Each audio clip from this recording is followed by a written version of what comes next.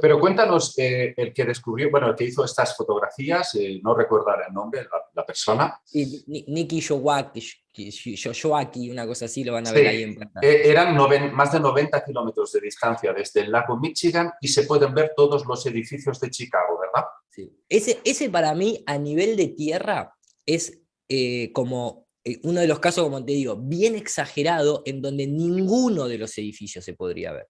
Estamos hablando de Lago Michigan a Chicago, 86 kilómetros de distancia, 500, más de 500 metros de caída de curvatura, en donde hasta los propios noticieros norteamericanos, particularmente un meteorólogo, se metió en un lío tremendo que un año después tuvo que salir a decir que había recibido email tras email diciendo que eso no había sido un espejismo, ni un espejismo superior, sino que era una cuestión de lo que ellos denominaban looming, que era una cuestión semántica, dice él. Pero bueno, dentro de esa cuestión semántica lo que estás terminando de confirmar es que no es un espejismo superior.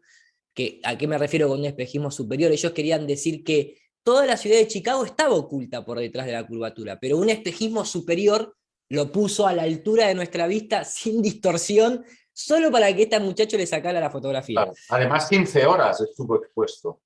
¿Cómo va Sí, a ser un espejismo, vamos a decir, con 15 horas de proyección directa viéndose todos los edificios de de, Chicago? El más alto de ellos tampoco podría verse con no, la una Torre Eiffel supuesta curvatura de 500, me parece que son más de 580 son más de metros. 500 metros y el edificio más alto tiene 490 y pico. Pero además, durante el time lapse, ustedes van a poder ver que empiezan a aparecer a los costados del skyline pequeñas lucecitas del resto de los edificios de Chicago que tal vez no superan los 100 metros de altura.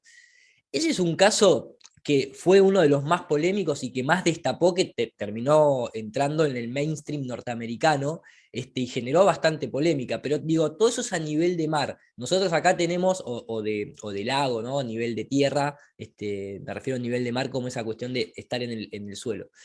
Nosotros acá tenemos el caso de Colonia, Buenos Aires, que es algo similar, son 52 kilómetros, 196 metros de curvatura, y Argentina solamente tiene un pequeño edificio que superaría eso, que es la Torre Alvear con 202 metros, y se ven un montón de edificios, hay un montón de observaciones hechas de Uruguay a Buenos Aires, y cada vez cada vez las va a ver más, porque la tecnología óptica crece y los edificios se construyen cada vez más altos, y ese tipo de cosas van a ir sucediendo cada vez Claro. más. Déjame hacer un énfasis. A ver, yo, para que la gente lo entienda, porque Iru es muy técnico y yo entiendo que a algunas personas les puede costar un poquito entenderle, porque es, ya os digo, es como si estuviese hablando un físico.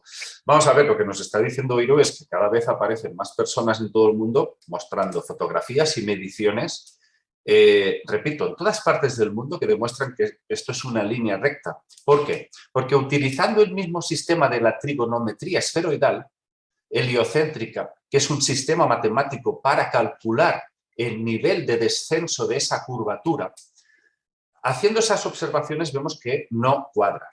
No cuadra, no existe evidencia de que haya nada de descenso de curvatura. Y es una línea completamente recta, con sus edificios, con sus montañas, sea lo que estamos proyectando a lo lejos, vemos que ahí no intercede. Y cuando vemos que se aleja o hay una refracción, pues es eso, lo que ha comentado él. Sí, Si lo puedes repetir, no sé qué has dicho, punto de fuga. mira, dentro de la óptica y la observación, el punto de fuga es lo más común de entender, o sea, los objetos se van achicando, obviamente. Menos, y tengo un video específico de eso, menos los objetos que tal vez no terminan de ser sólidos o están atravesando un medio de refracción bastante amplio, como es el caso de la atmósfera terrestre, y me refiero a la cuestión del Sol. Eso lo podemos charlar y lo podemos ver en otro video, por qué el Sol se corta en el horizonte y no pareciera estar disminuyendo de tamaño, pero hay varias, no explicaciones, sino observaciones que son muy precisas para eso. Yo lo tengo en mi canal para aquellos que quieran ir adelantándose.